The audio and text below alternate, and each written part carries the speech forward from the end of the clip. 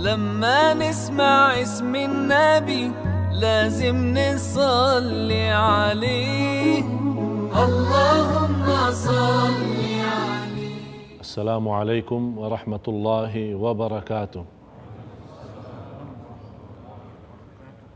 الحمد لله رب العالمين، وأشهد أن لا إله إلا الله وحده لا شريك له ولي الصالحين، وأشهد أن سيدنا ونبينا محمدا عبد الله ورسوله الصادق الأمين. اللهم صل وسلم وبارك على سيدنا محمد وعلى آله وصحبه ومن تبعهم بإحسان إلى يوم الدين. سبحانك لا علم لنا إلا ما علمتنا إنك أنت العليم الحكيم. Maha suci Allah, kami tidak mempunyai ilmu apa-apa, hanya saja apa yang diberikan oleh Allah Subhanahu wa taala. Mudah-mudahan senantiasa kita sama-sama mendapatkan ilmu bermanfaat.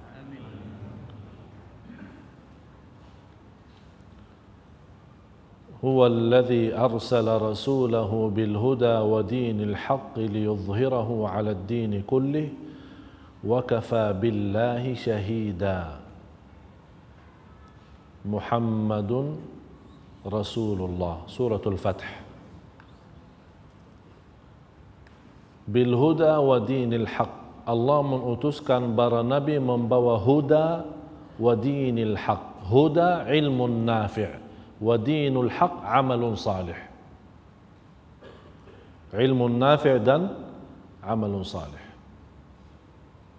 Jamaah sekalian yang sama-sama dimuliakan Allah Subhanahu wa taala, kita bersyukur masih diizinkan dan diberikan oleh Allah Subhanahu wa taala kemudahan untuk sama-sama melanjuti dan mempelajari sirah Rasul sallallahu alaihi wa alihi wasallam.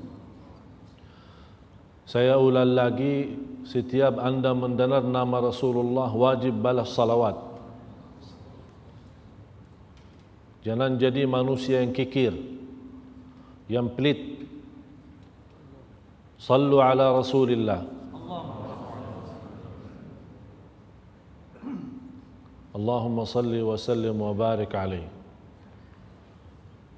Sebelum saya menceritakan Rasulullah sallallahu alaihi wasallam saat menerima wahyu yang pertama,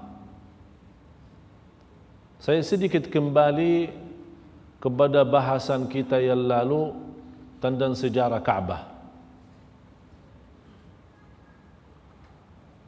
Harus kita fahami sebagaimana dijelaskan oleh ulama ahli sirah, sebagaimana Imam Ibn Jarir At-Tabari, Ibn Ishaq, Ibn Hisham, Dalailun Nubuwah lil Imam Al-Baihaqi, dan para ulama-ulama yang lain yang menulis tentang sirah Nabi Muhammad sallallahu alaihi wasallam. Kemudian Bidayah wan Nihayah lil Imam Ibn Kathir. Pertama yang membangun Ka'bah itu, atau istilah lain, Ka'bah itu pernah dibangun 10 kali. Yang pertama malaikat dengan perintah Allah. Yang kedua Nabi Adam. Yang ketiga keturunan Nabi Adam. Yang keempat Nabi Ibrahim dan Ismail. Yang kelima ada keluarga yang dikenal dalam sejarah Al-Amaliq atau Al-Amaliq. Kemudian yang keenam adalah Bani Jurhum. Kalau masih ingat pertemuan yang sudah lalu, kita berbicara tentang Jurhum, yang Nabi Ismail nikah dengan wanita dari keluarga Jurhum. Yang ketujuh adalah Qusay ibnu Kilab, yang termasuk salah satu kakeknya Rasulullah sallallahu alaihi wasallam. Masih ingat nama itu? Lupa nama Rasulnya. Muhammad ibnu Abdullah ibnu Abdul Muttalib ibnu Hashim ibnu Abdi Manaf ibnu Qusay ibnu Kilab. Ini salah satu, ini Qusay ibnu Kilab, kakeknya Rasul yang membangun Al-Ka'bah ke-7 kali. Yang kedelapan, bangunan Quraisy. Dan Quraisy ini bersepakat tidak dibolehkan untuk masuki kepada bangunan Ka'bah itu kecuali harta yang halal. Cuba bayangkan jamaah sekalian, kuffar Quraisy orang kafir tapi sangat berhati-hati tidak mau masuki dalam bangunan Ka'bah kecuali harta yang halal. Karena di antara kuffar Quraisy ada yang menggunakan riba, ada yang menggunakan zina, ada yang jual minuman keras, khamar. Jadi kalau dia datang mau kasih sumbangan untuk Ka'bah, oh antum ahli riba, tidak boleh terima. Oh ini harta dia tidak jelas, tidak halal. Sangat diperhatikan. Sampai mereka membangun Al-Ka'bah yang terpaksa tidak sesuai bangunan Nabi Ibrahim alaihissalam. Jamaah sekalian, bangunan Ka'bah yang dibangun oleh Sayyidina Ibrahim alaihissalam beda sama yang sekarang. Dulu zaman Nabi Ibrahim alaihissalam, Ka'bah itu tidak ada Hijr Ismail. Sekarang ada, sekeliling Ka'bah kan ada Hijr Ismail. Dulu masuk dalam Ka'bah, bangunan Ka'bah. Jadi Ka'bah dulu lebih lebar, lebih luas. Dan dua pintu. Yang kita lihat pintu sekarang yang agak ke atas, hanya orang yang tertentu boleh masuk. Dulu di zaman Nabi Ibrahim dua pintu dan dua-duanya di bawah. Satu masuk dari Hajarul Aswad dan boleh orang-orang semua umat Islam masuk salat di dalam terus keluar dari seberangnya lewat. Tapi begitu datang zaman Quraisy, karena harta yang terkumpul modal untuk membangun Al-Ka'bah itu tidak mencukupi untuk membangun sesuai bangunan Sayyidina Ibrahim. Akhirnya terjadi seperti ini. Nanti saya akan jelaskan hadisnya. Quraisy sesudah membangun Al-Ka'bah sudah hampir jadi, tinggal hanya mengangkat Al-Hajarul Aswad di tempatnya. Mulai ribut antara keluarga Quraisy. Siapa yang berhak mendapatkan kemuliaan untuk menaruh Al-Hajarul Aswad di tempatnya. Hampir mau terjadi pembunuhan antara keluarga Quraisy. Sampai ada seorang tua, ahli hikmah, orang hakim, orang dewasa, orang faham, menyampaikan kepada keluarga Quraisy, jangan gara-gara Hajarul Aswad akhirnya menjadi banyak kurban. Terus apa jalan keluarnya? Kita nunggu satu orang. Yang pertama orang masuk dari pintu Bani Saibah itu yang menjadi hakim. Belum selesai masalah ini, yang masuk lewat pintu itu siapa? Muhammad sallallahu alaihi wasallam. Langsung semua keluarga Quraisy, as-sadiqul amin, as-sadiqul amin, orang yang jujur dan amanat. Kita sudah terima apa yang dia utuskan sebagai dia hakim, kita terima. Ini belum dibahas, belum dibicarakan. Dia langsung sudah dari awal sudah terima, karena yang datang adalah Muhammad SAW. Dikenal. Umur Rasulullah SAW waktu itu 35 tahun. Rasulullah SAW mengambil rida macam pakaian ihram, ditaruh dan diangkat Al-Hajarul Aswad. Di setiap bagian disuruh kabilah-kabilah, pemimpin kabilah ambil bagian dari ihram itu. Kemudian Rasulullah sendiri mengangkat, taruh di tempatnya. Ini sebuah kejadian agar terbukti kuffar Quraisy sangat percaya yang namanya Muhammad sallallahu alaihi wasallam. Sangat percaya. Malah sudah dikenal namanya As-Sadiq Al-Amin, orang yang jujur dan amanat. Sallallahu alaihi wasallam. Dan sudah pertemuan yang lalu berapa kali kita sampaikan bagaimana keluarga Quraisy dan keluarga Arab sangat mengagungkan Al-Ka'bah. Begitu datang Rasulullah, termasuk juga salah satu orang yang mengagungkan Al-Ka'bah. Seharusnya menurut akal yang dewasa, akal yang terbuka, akal yang cerdas, kalau memang Nabi Muhammad mengagungkan Al-Ka'bah, kenapa tidak diikuti oleh Quraisy? Karena Quraisy mengagungkan Al-Ka'bah. Kalau Nabi Muhammad memusuhi Al-Ka'bah, wajar kalau mereka tidak berislam. Tapi kenapa sama-sama mengagungkan Al-Ka'bah, tapi mereka tidak mau menerima dakwah Rasulullah SAW? Itu yang namanya bukan buta mata, tapi buta hati. Rasulullah SAW sudah terjadi hal ini hampir sebelum turun wahyu pertama, sebelumnya 6 bulan. Ada riwayah di bulan Rabiul Awal, ada yang berkata pertama pertemuan antara Nabi Muhammad SAW dan malaikat Jibril adalah 12 Rabiul Awal. Sebelum masuknya puasa kurang lebih 6 bulan. Kalau kita hitungkan Rabiul Awal sampai Rabiul Tsani 1, Jamad 2, kemudian Rajab, Sya'ban, kemudian Ramadan, 6 bulan. Selama 6 bulan sebelum turun wahyu, Rasulullah SAW suka berkhalwah. Apa itu khalwah? Duduk sendiri karena melihat kondisi dan keadaan di Makkah sangat mesedihkan. Melihat banyak orang menyembah selain Allah, batung-batung, tidak mengagungkan Ka'bahnya yang sebenarnya, membuat Rasulullah lebih suka berduduk sendirian untuk beribadah kepada Allah Subhanahu wa taala. Bagaimana dia bisa beribadah? Belum ada perintah, belum ada wahyu. Allah ilhamkan Nabi Muhammad beribadah. Ada ilham, tafakkur, bertafakkur, memfikirkan dengan kekuasaan Allah dan alam cipta Allah Subhanahu wa taala.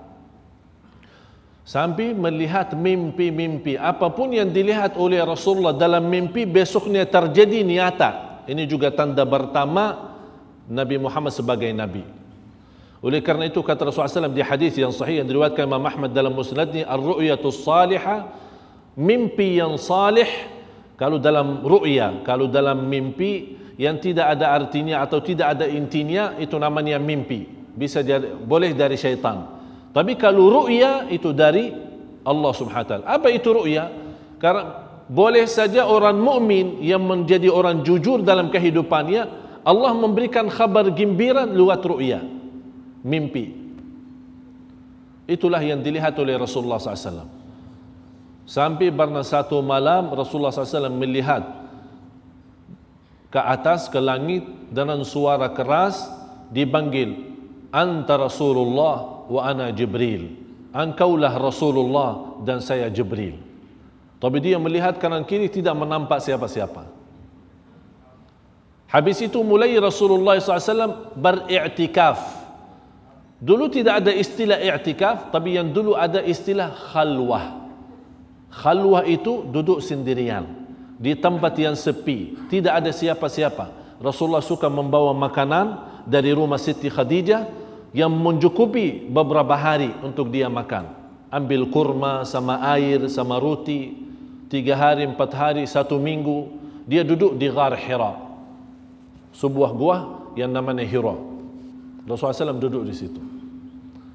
Bermalam-malam, begitu habis makanannya, ambil lagi, balik ke Siti Khadijah, balik lagi.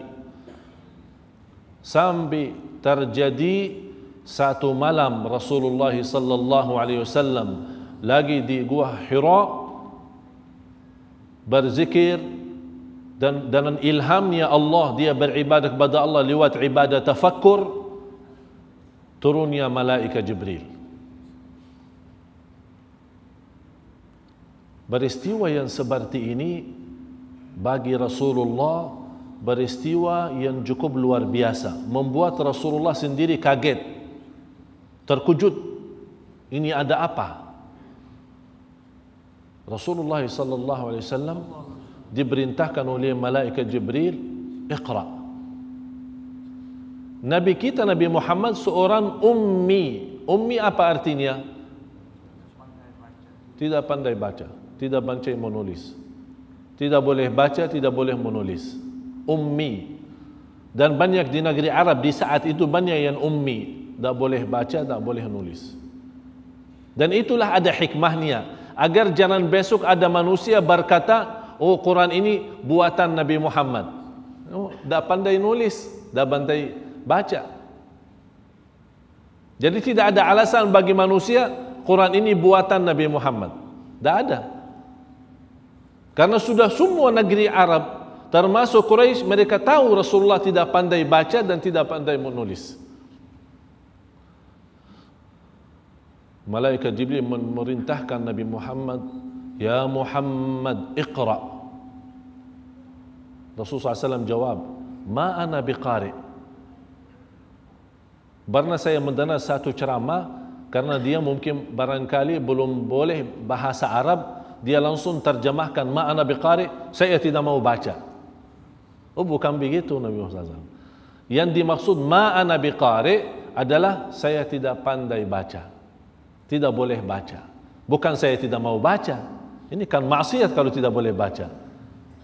Ini kan tafsiran orang karena tidak mengerti bahasa Arab. Sampai 3 kali, "Iqra ma ana biqari, iqra ma ana biqari," saya tidak pandai baca. Kata malaikat Jibril, "Iqra bismi rabbikal ladzi khalaq, khalaqal insana min 'alaq, iqra wa rabbukal akram alladzi 'allama bil qalam, 'allamal insana ma lam ya'lam." 5 ayat, sungguh barangkali kita semua sudah hafal, tapi apakah sudah faham? Ini 5 ayat. Selama umat manusia umumnya dan umat Islam khususnya mempraktik kata Allah ini, akan maju dan makmur. Bagi ayat ini tidak dibolehkan bagi kita umat Islam tidak pandai baca. Iqra, bacalah. Harus pandai baca. Kenapa kita melihat sekarang umat manusia, apalagi di negeri barat, kalau kita lihat orang barat datang kemari ke negeri kita atau di mana saja, mereka sangat menjaga waktu dan masalah baca. Jadi kalau dia menunggu di airport sambil menunggu take off pesawat, baca buku. Karena dia pesan makanan di restoran sambil menunggu makanannya dihantar, dia baca. Kalau kita apa? Tidur. Beda. Oleh karena itu jangan heran kalau orang barat maju dalam kehidupannya, sukses, berhasil, karena mereka mempunyai wawasan ilmu yang cukup banyak. Kita umat Islam sayang sekali Quran saja tidak pandai baca. Kalau Quran tidak pandai baca. Kalau surat khabar, Masya Allah, surat khabar baca terus, tidak bosan, dari pagi sampai malam kita masih baca. Habis halaman buka masih terus. Quran satu halaman kita baca, satu muka kita baca, sudah langsung capek sama Al-Quran. Praktiklah iqra bismi rabbikal ladzi khalaq. Wujudkanlah menjadi umat pandai baca. Tidak boleh tinggalkan Quran, apalagi Quran dan ilmu-ilmu yang lain yang diperlukan untuk kehidupan kita sehari-hari. Bukan hanya agama, ilmu politik, ilmu ekonomi, ilmu sosial, ilmu kehidupan kita, ilmu di rumah tangga kita, di mana saja kita perlu ilmu. Harus kita menjadi umat yang berilmu, karena dengan ilmu kita maju. Iqra bismi rabbikal ladzi khalaq. Di antaranya ayat 'allamal insana malam ya'lam. Habis malaikat Jibril memberi wahyu kepada Rasulullah SAW. Rasulullah SAW dalam komentar hatinya belum fokus, belum mensadari apa yang terjadi, langsung kembali kepada rumahnya dalam Siti Khadijah. Dalam komentar saking dinginnya Rasulullah dan sakitnya Rasulullah SAW, langsung diminta sama istrinya Khadijah, "Zammiluni, zammiluni, dathiruni, dathiruni." Tutupilah, selimudilah aku, karena saya merasa kedinginan yang luar biasa. Itu bukan masalah kedinginan karena musimnya dingin atau panas, sejuknya atau tidak. Dia merasa karena yang terjadi hal-hal yang luar batas manusia. Akhirnya ditutupi oleh Siti Khadijah dalam selimut agar ditenangkan Rasulullah SAW. Disitulah Rasulullah SAW mulai menceritakan kepada istrinya Siti Khadijah. Inilah istri yang salihah, tempat curhat kita, tempat berbicaraan kita. Kita punya masalah, boleh ajak bicara. Jangan-jangan kita punya istri menjadi hanya sebagai membantu saja di rumah, cuci, setrika, udah, tidak ada bicara. Kalau orang mau ajak kita bicara, ngobrol, sana. Tugas kamu nanti saja, malam. Tidak boleh semacam ini. Harus kita, inilah contoh kita Rasulullah sallallahu alaihi wasallam. Kalau Rasulullah sendiri punya masalah, dia terbuka sama istrinya sendiri sallallahu alaihi wasallam. Istrinya Khadijah sebagai orang wanita yang salihah, dia menenangkan hati Rasulullah. Ini belum juga terjadi apa yang masalahnya apa. Siti Khadijah juga belum tahu. Tapi kata Siti Khadijah, wahai Muhammad, jangan khawatir. Yang terjadi ini pasti ada sebuah rahasia yang kita belum tahu. Yang jelas ini bukan sebuah masalah atau sebuah gangguan dari hantu atau jin atau syaitan, bukan. Karena sungguh Anda memiliki sifat yang mulia, tidak mungkin akan dibalas dalam sifat yang buruk. Innaka la tasilur rahim. Kamu suka silatul rahim. Kamu suka memuliakan tamu, membantu orang miskin, menolong orang-orang yang dhaif, yang lemah dalam kondisi dizalimi. Ini memiliki sifat yang mulia dan istimewa sallallahu alaihi wasallam. Cobalah kita pergi kepada Waraqah ibnu Naufal. Ini Waraqah ibnu Naufal, salah satu ulama ahli kitab. Ada hubungan keluarga sama Siti Khadijah. Wahai Waraqah, ini cerita terjadi begini-begini sama Muhammad sallallahu alaihi wasallam. Waraqah orangnya sudah usia, sudah tua, langsung dia nangis. Hadzan namusul akbar. Ini sebuah yang datang kepada Muhammad ini sudah pernah datang kepada Nabi Musa. Anda Nabi umat ini, kata Waraqah. Dia sudah faham yang datang ini Jibril, malaikat Jibril, karena sudah ada dalam buku Taurat dan Injil. Bagaimana saya boleh menjadi orang-orang yang masih kuat agar boleh ikut bersamamu? Ini kata Waraqah kepada Nabi. Sudah saya usia, sudah umur terlanjur. Tapi ada satu masa, wahai Muhammad, akan kaummu, ada satu saat kaummu sendiri akan mengusirmu dari kota Makkah. Rasulullah kaget. Saya akan jadi nabi dan kaumku sendiri, kaum saya sendiri mengusir saya dari Makkah. Kata Waraqah bin Naufal, tidak ada nabi sebelummu membawa dakwah seperti ini, pasti akan menghadapi banyak cobaan dan ujian. Allahumma salli wa sallim ala sayyidina Muhammad. Ini langkah pertama. Kalau kita mendapatkan hal seperti ini, begitu tergoda, terganggu dengan sedikit cobaan dan ujian, kita langsung pasrah. Saya tidak ada urusan dakwah. Ini bukan urusan saya ini. Ini baru cobaan langkah pertama sudah langsung pasrah. Dakwah harus capek. Dakwah harus keringat. Kalau Anda berdakwah belum dicaci maki, Anda berdakwah belum ditolak, Anda berdakwah belum dilimbar, Anda berdakwah belum dihina, berarti belum berdakwah. Masih baru langkah pertama. Mau memiliki martabat para nabi dan rasul, harus kena cobaan dan ujian. Anda di jalan para nabi, di atas jalan para rasul, berarti harus Anda menghadapi banyak cobaan dan ujian. Jangan Anda merasa dakwah itu senang. Tidak ada namanya senang. Habis itu Rasulullah SAW mulai bertahap dakwahnya, yang saya tidak akan bahas seluas-luasnya, tapi mulai bertahap dengan dakwah rahasia, diam-diam mengajak istrinya Siti Khadijah, kemudian Sayyidina Abu Bakar, dia pertama orang dari lelaki yang masuk Islam, kemudian mengajak Sayyidina Ali bin Abi Talib. Di antara anak-anak yang pertama masuk Islam adalah Sayyidina Ali bin Abi Talib radhiyallahu anhu. Dari kaum wanita yang pertama masuk Islam adalah Siti Khadijah. Mulailah sedikit-sedikit, perlahan-lahan Rasulullah mulai berdakwah diam-diam. Sampai turunnya, ya ayyuhal muddathir, qum fa'anzir. Sudah bangun, ingatlah umat. Sudah cukup diam-diam. Sudah selesai diam-diam. Harus terang-terang.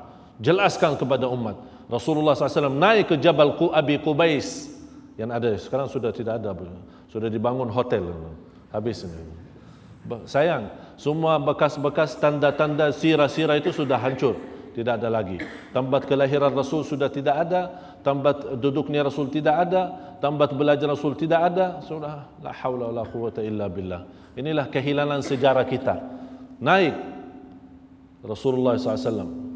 Wa sabaha, wa sabaha. Ini sebuah panggilan. Kalau ada pengumuman dipanggil seperti itu. Sekarang kalau ada pengumuman ada polisi. Wah, wah, wah, wah. Udah orang-orang faham. Ini ada pengumuman.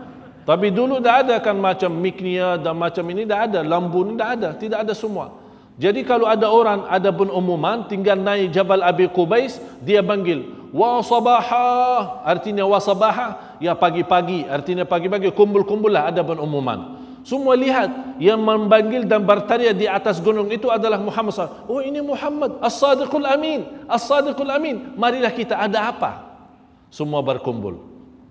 Dan Rasulullah SAW mencerita, kalau saya mencerita kepada kalian ada sebuah tentara yang akan serangi Makkah, ada sekarang di belakang gunung ini, sebentar lagi mau maju serangi Makkah, apakah kalian percaya kepada aku atau tidak? Apa jawaban keluarga Makkah? Semuanya percaya. Selama anda bersama kami di Makkah, tidak pernah kita kenal namanya bohong. Tidak pernah ada cerita bohong, selalu jujur. Pasti kami percaya. Walaupun peristiwa ini kan tentara yang datang mau dari gunung mau langsung serangi Makkah, hal-hal yang luar biasa. Tapi mereka percaya. Langsung Rasulullah SAW, kalau memang sudah begini, inni ad'ukum, saya mengajak anda sekalian untuk berkata kalimat syahadat. Ashhadu an la ilaha illallah wa ashhadu anna Muhammadar Rasulullah. Mengajak kepada ibadah kepada Allah, tinggalkan ibadah batung-batung. Apa jawaban mereka? Semua diam. Hanya satu yang berbicara, paman Rasul Abu Lahab. Kata Abu Lahab. Ini dari pagi-pagi suruh panggil-panggil wa sabaha, wa sabaha. Orang-orang jauh-jauh datang kumpul-kumpul. Ini yang anda mau sampaikan? Uffil laka wa lima ataitu. Tabbal laka. Terputus tanganmu, terputus kehidupanmu. Celakamu. Ini paman Rasulullah. Rasulullah malu. Pamannya seperti ini. Karena dia pertama kata mengucapkan tabbat laka ya Muhammad, terputuslah hidupmu, celakalahmu, Allah juga balas. Tabbat yada Abi Lahabin wa tab. Sama. Allah Maha Adil. Karena dia mengucapkan kata ini di hadapan Rasulullah, Allah juga balas. Allahu Akbar. Tapi Rasulullah tetap melanjutkan dakwahnya. Tetap berdakwah, tetap bersemangat. Sambil mereka menggoda, mengganggu. Ada pamannya Rasulullah Abu Talib. Walaupun Abu Talib tidak mengajak dakwah Rasulullah, tidak mengikuti dakwah Rasulullah, tapi senantiasa membela. Membela. Tidak ada yang berani selama ada Abu Talib, tidak ada yang berani goda Nabi Muhammad sallallahu alaihi wasallam. Tapi ada yang menawarkan, diberikan nawaran. Ditawarkan bermacam hal agar Rasulullah SAW tinggalkan dakwahnya, tinggalkan Islam, biarkan mereka masing-masing. Tapi Rasulullah SAW tetap bertahankan diri di jalan Allah agar Allah Subhanahu wa taala menyempurnakan agama. Sampai disempurnakan agama itu yang diridhai Allah Subhanahu wa taala. Mudah-mudahan dalam pertemuan yang akan datang kita akan bahas sama-sama apa yang ditawarkan oleh kufar Quraisy kepada Rasul agar berhenti dakwah, berhenti mengajak umat manusia ke Islam, tapi Rasulullah SAW masih bertahan. Mudah-mudahan dalam pertemuan yang akan datang semua kita dalam keadaan sihat wal afiat dan diridhai Allah Subhanahu wa taala. Innallaha wa malaikatahu yusalluna 'alan nabi ya ayyuhalladzina amanu sallu 'alaihi wa sallimu taslima. Allahumma salli wa sallim wa barik ala sayyidina Muhammad wa ala alihi wa sahbihi wa sallam walhamdulillahi rabbil alamin.